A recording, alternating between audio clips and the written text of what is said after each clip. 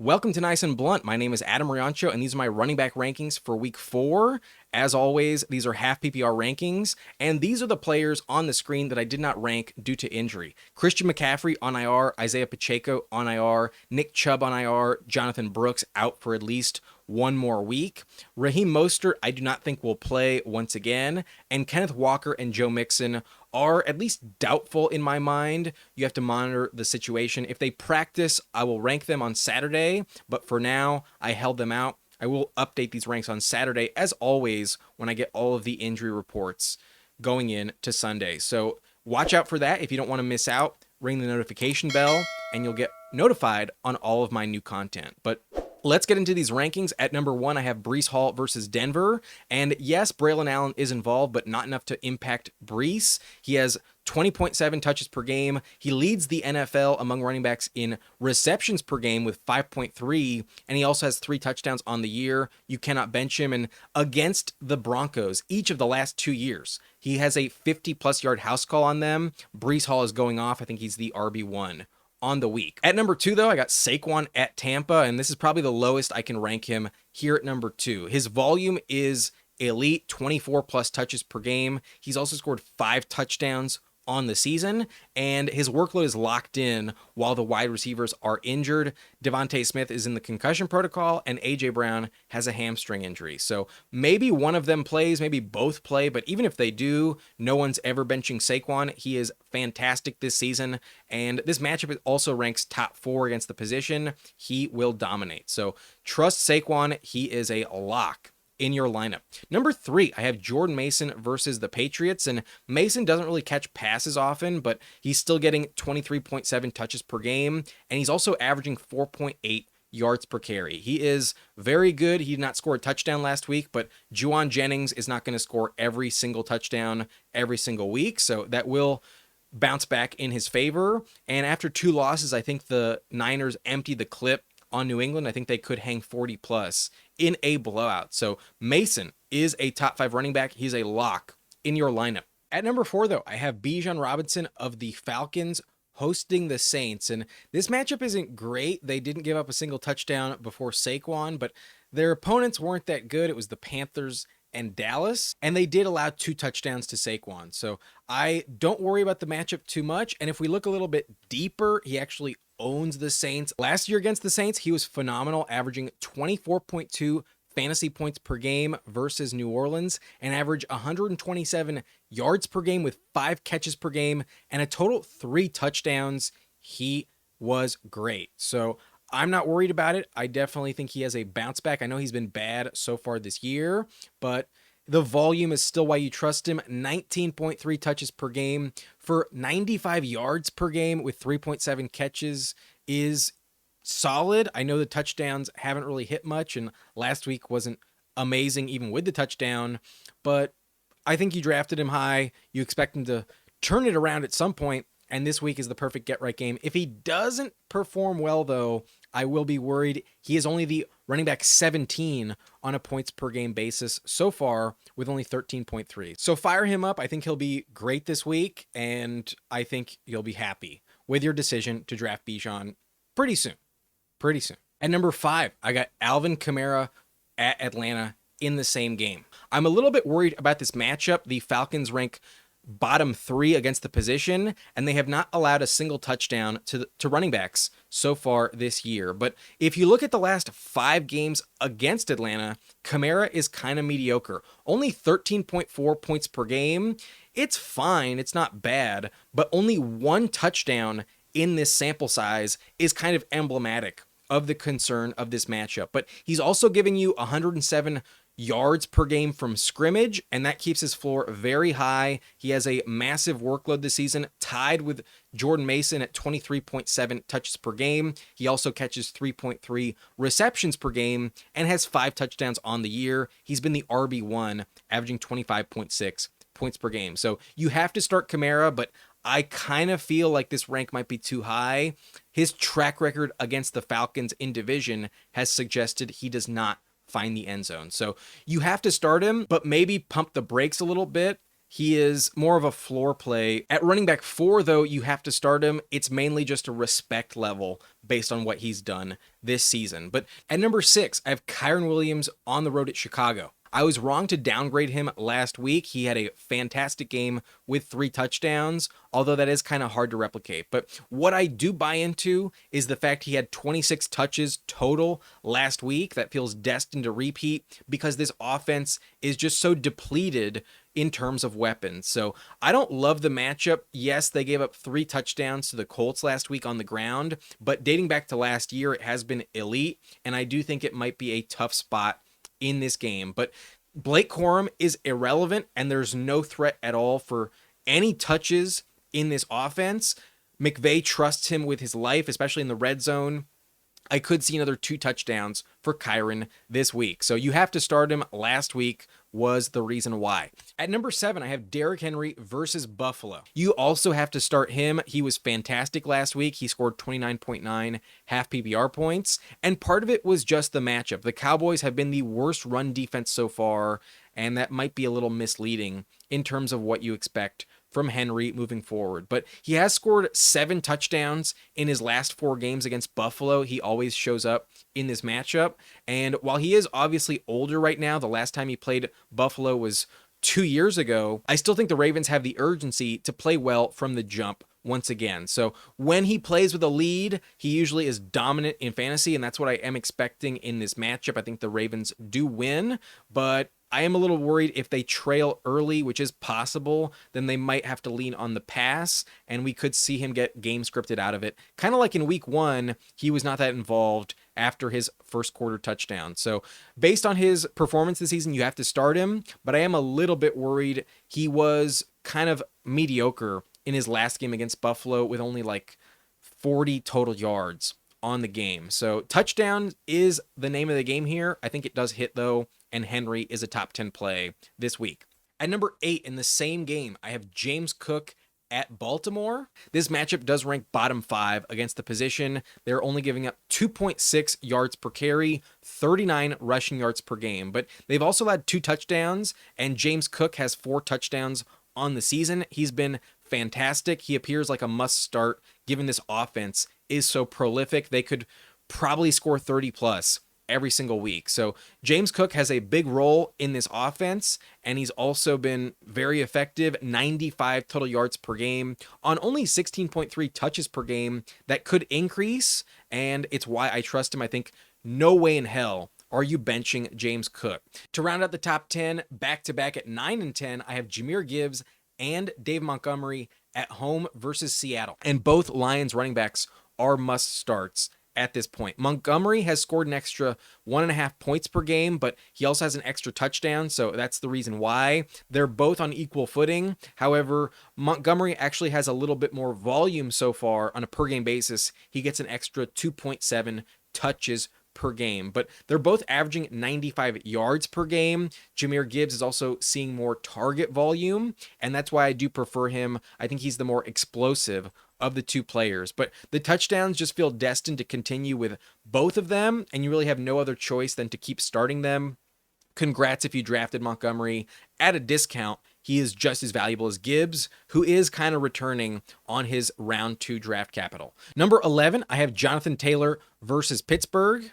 The matchup is not great, but it wasn't great last week, and it's why I still trust him. They have not given up a single touchdown to the position, though, and I'm a little bit worried that doesn't happen, but I think especially with a tough matchup for Richardson, Shane Steichen will be leaning on Taylor even more in order to limit the reckless pass attempts we've seen from Richardson. So it's a tough matchup, but Taylor has must-start status no matter what, and he's averaging 18 touches per game on 5.1 yards per carry. With 3 touchdowns this season, you have to start him. He's giving you 17.1 points per game, but I am downgrading him just a little bit because the matchup is not ideal. At number 12, I have James Conner versus Washington. I know last week was bad, but it was really just the Detroit run defense, not James Conner. They are a very, very difficult matchup. They've only allowed 8 points per game in fantasy to opposing running backs. So last week, he only scored 3, and I don't really buy into that repeating. I think Conner will bounce back in a major way against Washington, who just gave up 26 points combined to Zack Moss and Chase Brown in half PPR. So I think he will be fantastic this week. The offense will score a lot more than 13 points moving forward, and I would expect Connor to find the end zone and also catch a lot of passes if Trey McBride is ruled out with his concussion. He is in the protocol at the moment. So fire up Connor. I think he's going to be top 12 this week. A major bounce back is looming for him. At number 13, I have Josh Jacobs versus Minnesota, and I'm a little bit worried about this divisional matchup. The Vikings have shut down their opponents, and they do rank as a bottom 6 matchup against the running back position in fantasy so far, only giving up 3.4 yards per carry, only 1 running back touchdown, as well as less than 90 total yards per game to the position overall. So really not ideal, especially in division. It will be a very tough battle. I envision a low-scoring game rather than a shootout. And although the volume is there for Jacobs, the touchdowns have not hit at all. He has yet to find the end zone this season. That's why he's only averaging 9.9 points per game. But he's not catching passes, and he's doing it all on rushing volume. 101 total yards per game keeps his floor viable, and he is bust-proof. He remains in the must-start conversation. But until Jordan Love returns, I don't think his ceiling really gets unlocked, and that's why I'm taking him out of the top 10. I think he'll be back in it pretty soon, but for now, I would pump the brakes a little bit. I don't expect a massive blow-up game for Jacobs as long as Malik Willis is the quarterback. But number 14, I have Aaron Jones at Green Bay, and Jones is playing excellent football so far. On 14 rushes per game, he's giving you 5.4 yards per carry, an extra 4 catches as well, and a total 108 yards per game with 2 touchdowns this year. So excellent production from Jones. He's healthy, and you have to start him. He also gets a revenge game here, and I think he will find the end zone once again. Ty Chandler does have a role, but it's really just to keep him healthy. Aaron Jones is clearly the guy you want. He has entered must-start territory, and I honestly feel like I might be too low on this rank. I think he goes off against his former team. Number 15, I have Brian Robinson Jr.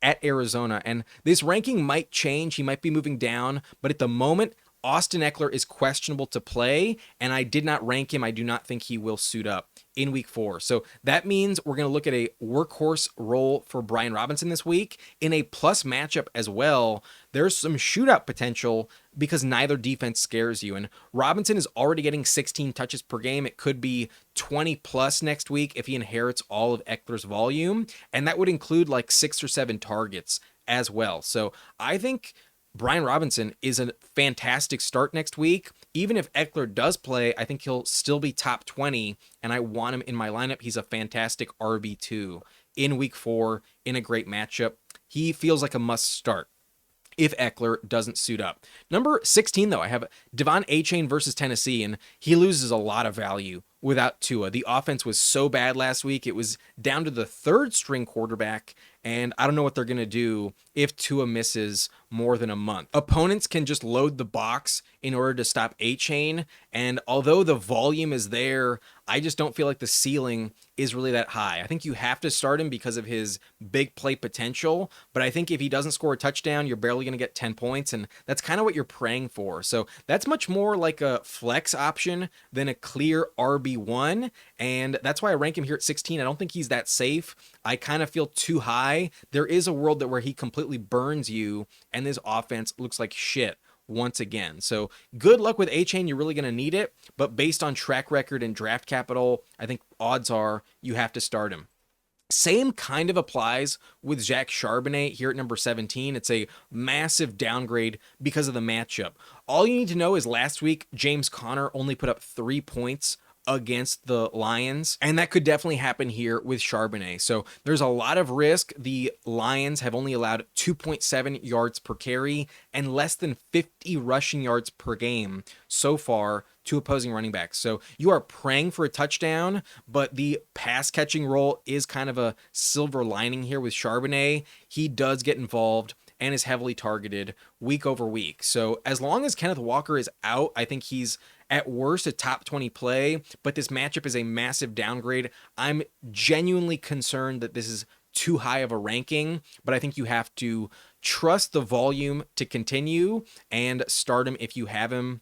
It's not exciting, but not many names moving forward have much appeal either. So good luck with Charbonnet. I think just like Achane, you are really gonna need it. However, at number 18, I kind of feel too low on Devin Singletary here versus Dallas because it is the number one matchup so far for running backs in fantasy. They allow 34.4 points per game and 7 total touchdowns to the position, but that includes Derrick Henry and Alvin Kamara over the last 2 games. So I honestly don't know if it's like legit. There is a world where they completely let you down and the Cowboys step up heavily in this divisional game against the Giants. They normally own the Giants and could hold them to less than 10 points. So there's a world where Singletary really burns you, but based on the matchup, it is a massive upgrade. And while he's not on the same level as Kamara and Henry, he's still been very consistent, very solid this year. He's averaging 17 touches per game, 3 catches per game for 85 yards per game,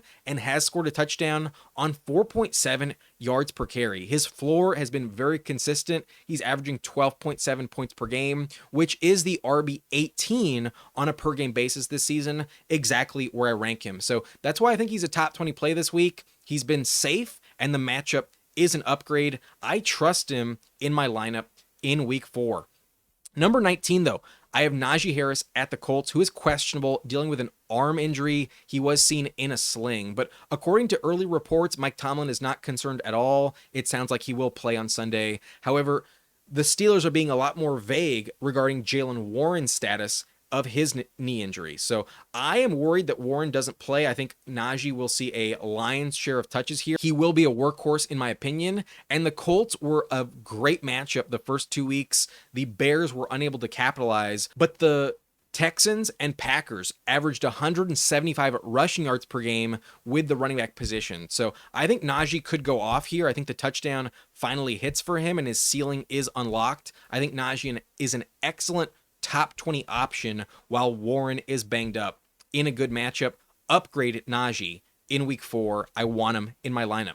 At number 20, though, I have Zack Moss at Carolina, and this matchup is top 5. The Panthers have given up 25.2 points per game to the position so far, and 4 total touchdowns through 3 weeks. Even Mattison was able to score on them in week 3. So he clearly looks like the RB1 in this backfield. He is above Chase Brown. Last week, Moss had 17 touches and Brown only had 9. Moss is also heavily favored in the passing game and in the 2-minute drill. So he has all of the value that you want. The offense also has a lot of scoring upside, and that keeps his ceiling in play. I think Moss is a player you're trusting moving forward, and especially in good matchups, he will be cracking the top 20. This is a top 5 spot, and I love Zack Moss in this game. Number 21, I have Travis Etienne at Houston, who I would be very worried about if I rostered, but he's not the player we expected coming into the year. He's been a big letdown, and the touchdowns are the only saving grace, but without them, you're not getting 10 points, and I would worry about his efficiency. He's only giving you 67 yards per game so far this year, so touchdowns are really important, and I would be worried about it, but I think odds are it does hit most of the time. This offense is not that good, and they don't have many other weapons. They will lean on him in the passing game, even if the game script gets away from the run. So I think his floor is okay, but he's not the top 10 option. He is not returning the value you expected, and he is looking like a bit of a bust at this point in time, but I think you probably still have to start him based on where you drafted him. Number 22, I have Chuba Hubbard versus the Bengals, and the first 2 games with Bryce Young were terrible. Last week, though, was fantastic. Chuba Hubbard was a workhorse. He had 26 touches, caught all 5 of his targets, racked up 169 total yards, and also scored a touchdown against the Raiders. But they have a terrible run defense, so I'm not fully buying in. But last year, when he was the starter in the last 6 games, he had similar volume, 20-plus touches per week, and I ranked him in this range as well. He was hovering between RB 20 and 25 consistently. So enjoy the ride while you can. Jonathan Brooks might get healthy as soon as next week, but until he gets on the field, I think Hubbard is a fantastic high-end flex play with low-end RB2 potential. Last week was probably his best game on the year. Number 23, I have Tony Pollard at Miami, and this is actually a top 2 matchup. The Dolphins give up 26.8 points per game with 6 total touchdowns allowed to the running back position, most of which came against James Cook and Zack Charbonnet the last 2 weeks. So I don't know if I fully buy into Pollard being on their level, but the Packers did shut him down last week, and I'm not really buying into the terrible usage last week. I think it was just game script, and this week will probably be a lot better because I actually think the Titans have a chance to win. So if they are leading, they will be leaning on Pollard a lot more across all 4 quarters, and he has heavily dominated the rush attempts compared to Tajay this season. He has 39, Tajay only has 12, and although they're kind of even in the passing game, you definitely trust Pollard at a much higher rate than Tajay. So he's the one to start. It's a good matchup. And if a touchdown does occur in this backfield, I would expect it to go to Pollard. I think he's a legit flex play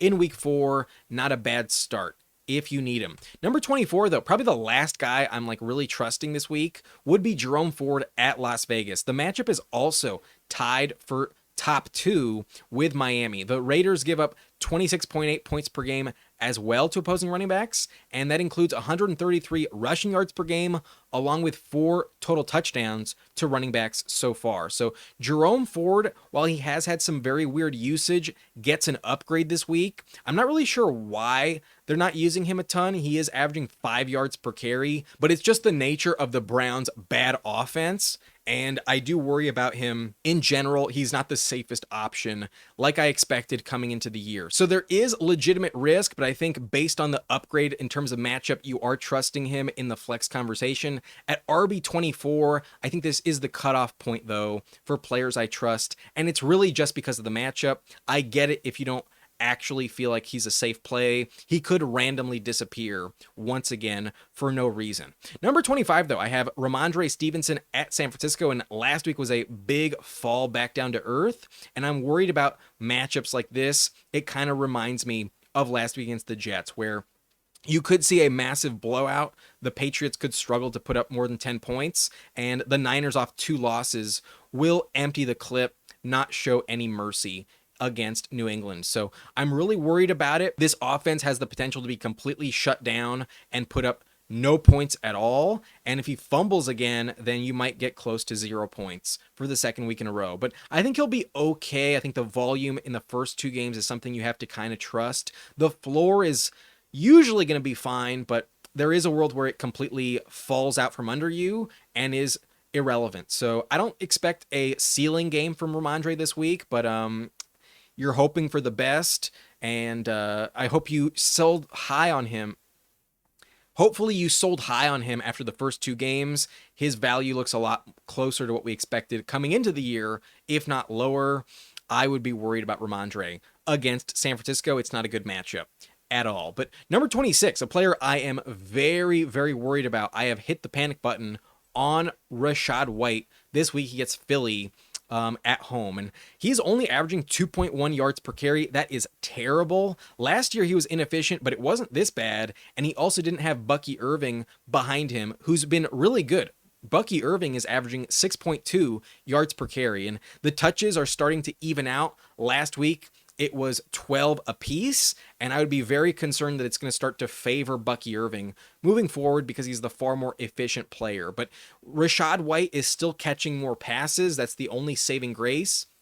However, last week, Bucky Irving outscored him. In half PPR, he had 9.9 points. Rachaad only had 6. So this is why I'm terrified. I think this might be the last week I actually rank Rachaad White above Bucky Irving, and it will probably favor Bucky by the time we hit Halloween. It could happen as soon as this week. So I would be terrified. I'd try to sell high on name value if you can, but he's only averaging 7.5 points per game through 3 weeks, and that's nothing to be excited about. I think the groin injury is also not helping, and odds are Rachaad White has lost almost all of his pre-draft value. He looks like a bust at this point. So I'm very terrified. You're hoping for a touchdown, and without it, you will be disappointed. Same applies with J.K. Dobbins versus the Chiefs this week. I think if he doesn't find the end zone, you're going to be very disappointed because the matchup is really bad. It ranks bottom 4 against the position. They only allow 3.4 yards per carry and less than 90 yards per game from scrimmage to the running back position, although they have allowed 2 touchdowns as well. So the touchdown is really the only way this works out for you, but the Chargers are very banged up. Both tackles are on the injury report, and Justin Herbert might not even play. They have a bye in week 5, and it probably feels safer to just let him rest up for 2 weeks and not push it on that ankle. But it's against a division rival. Herbert probably plays no matter what. And even if he does, I think this offense is really going to struggle. If he doesn't, though, then you can't start a single Charger, and J.K. Dobbins would move down drastically, probably outside the top 35 in these rankings. So I'm very worried about it. I think you're just praying for a touchdown, and odds are it doesn't hit. I think Dobbins is in the desperation flex play territory this week, not a must start like he appeared to be the first 2 weeks. Number 28, I have Cam Akers versus Jacksonville. And speaking of desperation, you are really hoping for a touchdown with Cam Akers. It did hit last week. You got bailed out, but it's not like you feel confident about it repeating. And there's a chance that Joe Mixon does get back on the field. If he does, then Akers is a player you can drop immediately. So monitor the health status of Mixon. We'll see what happens, but for now, I will rank Akers as the starter. And it's just the nature of this offense. It's usually going to score points, but I would worry that they might struggle again in division as well. It could be a low scoring matchup, and Akers has no value if he doesn't score a touchdown. But the Jags do give up 61 receiving yards per game to the running back position, so maybe he gets involved in the passing game. That is where he scored his touchdown last week, as a receiver, not a runner. So good luck. You're going to need it, but there's a world where you can't start him, especially if Joe Mixon is active. Number 29, I have Carson Steele at the Chargers. And in week 3, he had 18 touches without Pacheco. He turned it into 74 yards with 1 reception. But it's possible that he remains the alpha in this backfield moving forward and is a better play than I'm giving him credit for. But they brought in Kareem Hunt for a reason. I think it will be more of a committee this week, assuming Kareem Hunt does get activated from the practice squad. And that's why I'm still worried about trusting any Chiefs running back. It's a little bit too crowded for me to trust, but maybe I'm wrong. Maybe Carson Steele is the best option. I do favor him even if Kareem Hunt does play, but just like Akers, you are very desperate if you're starting him and you're just hoping for a touchdown. It probably doesn't happen. The Chargers are not just going to roll over, and they've been a decent run defense so far this season. So I wouldn't automatically expect him to be a must start. There is still some legit risk with Carson Steele. Number 30, though, probably the last player I'm like legitimately considering if I'm desperate would be Rico Dowdle at the Giants. And he appears to have jumped over Zeke in this backfield. Zeke is still the only one with the touchdown of the 2, however, and I'm not convinced that will change. It's possible that Zeke maintains the goal line role, but in the last 2 games, he has outpaced Ezekiel Elliott with 22 touches. Zeke only has 12. And Rico Dowdle has also gotten 5 targets in each of the last 2 games as well. So they are clearly favoring the younger players so far, but in those 2 games, they have been trailing as well. And maybe it's just a factor of the game script why I'm not fully buying in just yet. I want to see what happens in this matchup because they are expected to win. If they have the lead comfortably like I'm expecting will happen, then it'll be interesting to see what the touch split is between Dowdle and Zeke in that situation. So for now, I'm not going to start him, but I'm more interested. I think he does have some very legit upside moving forward, and he appears to be the guy you want in this backfield. We'll see if that is proven to be true in this game. Number 31, though, I have Bucky Irving versus Philly, and there's a world where he is clearly the RB1 in this backfield. I think it will happen by the time we hit Halloween, but for now, it's still kind of a 50-50 split between him and Rachaad. And Rachaad does see more targets as well as a bit more of a role on the goal line. So that's why I still prefer Rachaad, but not by much. Irving is far more efficient, averaging 6.2 yards per carry this season. White only averaging 2.1. And this is probably the week where we see if Bucky Irving can be elevated as the RB1. It wouldn't shock me at all if he overtook White, but for now, I don't think you can start him with confidence. He is not scoring touchdowns, and Rachaad is scoring more points on average in fantasy thanks to his pass catching production. So pump the brakes on Irving, but probably pick him up. There is a world where he is a league winner rest of season. Number 32, another potential league winner rest of season would be Braelon Allen versus Denver, and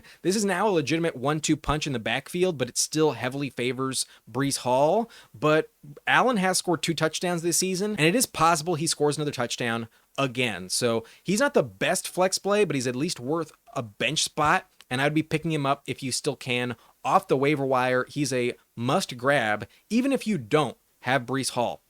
Number 33, though, I have Chase Brown at Carolina, and this is probably the last guy I would even think about starting because there is some high-end efficiency with Chase Brown. He's averaging 7.4 yards per carry, and the usage between him and Moss is kind of weird, but it does heavily favor Zack Moss. So he's too risky for me to trust, but I'd still keep him on the bench. I wouldn't cut him. You just have to be really desperate in order to consider him. I'd rather pass if I can. And moving forward, I'm definitely passing on all of these guys, but I will rank them for the sake of the record. I got Alexander Mattison and Zamir White back-to-back at 34 and 35, and I do prefer Mattison because he is scoring touchdowns. It's a very frustrating situation if you drafted Zamir, but even if you take out the touchdowns, Mattison is averaging 4.7 points per game as his floor. Zamir is only averaging 4.1, so the usage is favoring Mattison, at least for fantasy. He's catching the receptions. He's also scoring the touchdowns. And Mattison looks like the guy you would rather have of the two. I think if Zamir White does not emerge this week, you can probably just cut him. He offers almost no upside whatsoever, and there is no chance he is entering my lineup until he overtakes Mattison, which I don't expect to happen, honestly. I think he could lose his job to Dylan Laube before the season's over. Number 36, I got DeAndre Swift, and number 37, Roschon Johnson versus the Rams. And this offense is just terrible, especially in the run game. They can't do anything. And Swift has been atrocious, only 1.8 yards per carry. He sucks, but I still think they probably lean on him mostly because of the contract. And Roschon is looming, however. He was the only player who showed signs of life last week. And if they want to get something going in the run game, they might make the pivot if he shows he can do something once again. So I will keep an eye on Roschon. I probably won't pick him up just yet, but it is worth noting he has been more efficient than Swift so far this year. But neither of them are safe. I wouldn't be starting any Bears running back at all. Number 38, I have Ty Chandler at Green Bay, who is averaging 9.3 touches per game, but no touchdowns yet, and that's what you need to actually get some usage from him. So he's kind of unstartable. And while I would roster him, I want him as a handcuff to Jones. Until Jones goes down, you're never going to feel comfortable starting Chandler. But if it does happen, he would have top 20 value instantly. So need to roster him, but can't start him. Good luck with Chandler. Number 39, I got Ezekiel Elliott at the Giants, and I think this backfield favors Dowdle so far, but so far Zeke has scored the only touchdown of the two, and he might still have the goal line role to himself. But I genuinely think you can cut and drop Zeke. There's very little value in this backfield at all, and it is favoring Dowdle. So far, I don't think you can trust Zeke at all. I'd also consider dropping Gus Edwards, honestly, because especially if Herbert's injured, there's no upside at all. And they also have a bye next week, so you're not getting any value from him these next 2 games. And even when he does play, he's been bad. He's averaging 2.9 yards per carry behind a good O-line. So really not encouraging. I think only J.K. Dobbins is worth starting, and even that feels kind of risky this week while the team is banged up. So no chance am I starting Gus, but I would consider dropping him if you had him. I will mention Austin Ekeler and Jaylen Warren. I don't rank them because I'm worried that they're not going to play, but if they do, they would both be inside the top 40. I'd have Ekeler around Mattison at RB 34, and I'd have Jaylen Warren here around Zeke at RB 40, but I don't think either of them play. Monitor their status. I don't think they're going to be in your lineup this week due to the injuries. But these last 10 I'll just rip through just for the sake of the video. I have Tyjae Spears at 41, and I don't trust him, but he is seeing a decent role in the passing game, and maybe it does factor in. Same applies with Justice Hill, who is getting more of the targets in this backfield. Derrick Henry not really involved out of the backfield in the check down department, so maybe the game script favors Justice this week. But these next 3, Javonte, Jaleel McLaughlin, and Tyler Beatty, are the 3 Denver Broncos running backs, and I don't think you can trust either of them. I would legitimately cut Javonte if I had him. There is no upside whatsoever. And last week, Beatty was the only one that put up solid numbers. So ranking them all outside the top 40 is an indictment on them, and you can't trust a single Broncos running back at all this season. Number 46, I got Miles Sanders. It's an interesting touch split in this backfield, but I don't trust him at all. Kareem Hunt, Samaje Perine might be involved, but I definitely prefer Carson Steele at this point. We're going to see what the role is for Kareem Hunt if he does get activated this week. And then the last two, I got Tank Bigsby and Cordero Patterson.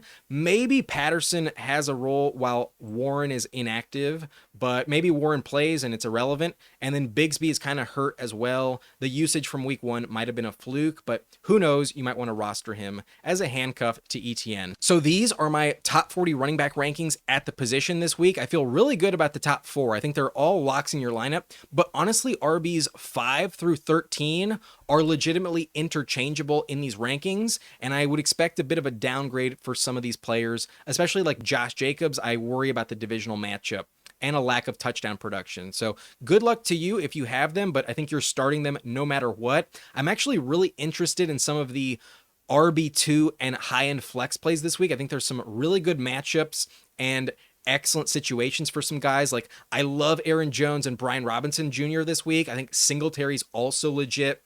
Same with Najee and Zack Moss. And then there are some good matchups for even guys like Tony Pollard and Jerome Ford. But Chuba's getting a lot of volume. He could be interesting. I'm a little worried about Etienne, DeVon Achane, and Zack Charbonnet, but based on where you drafted him, you probably still have to start them. And I think the top 24 are the only ones I'm like legitimately relying on in my lineup this week. Starting with Rhamondre Stevenson through probably Chase Brown. They are the low-end flex plays this week, and you kind of have to be desperate in order to start them. I'd probably just rather pivot to wide receiver. I think there's more solid production at that position this week. So good luck to you. I'd be very worried about Rachaad White, J.K. Dobbins this week, and it does feel a little bit too difficult to trust any of the Raiders, Bears, or Broncos running backs. They feel unstartable at the moment. So good luck to you. If you enjoyed this video, hit that like button for me, subscribe to the channel for more content like this, and I will always update these rankings on Saturday when I get all of the injury news across the league. So look out for that. I'll see you next time. My name is Adam Riancho, and thank you for watching Nice and Blunt.